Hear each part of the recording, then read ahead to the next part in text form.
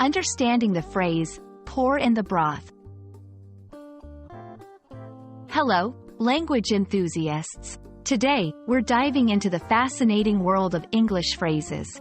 Specifically, we'll explore the meaning and usage of pour in the broth. Whether you're a beginner or an advanced learner, understanding such phrases can enrich your English speaking and comprehension skills.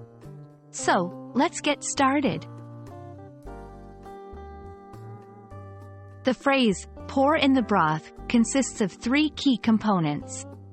1. Pour.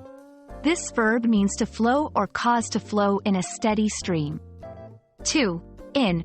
A preposition that, in this context, indicates movement towards the inside of something. 3. Broth.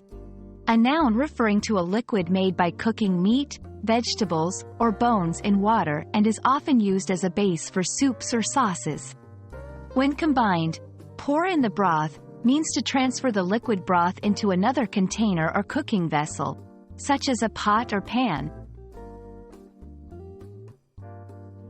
Now, let's look at how this phrase is used in real-life situations.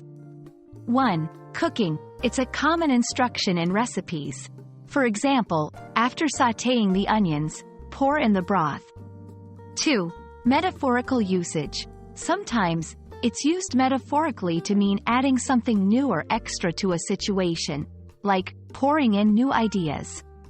Understanding the context is crucial, as it dictates whether the phrase is taken literally, as in cooking, or metaphorically.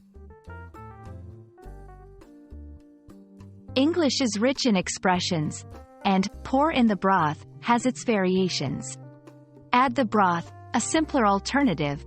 Stir in the broth implies mixing the broth with other ingredients. Pour in the stock, similar to broth, but stock is made primarily from bones. Each variation slightly alters the meaning or focus of the action.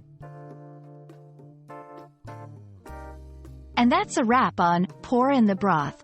Remember, phrases like these are more than just words.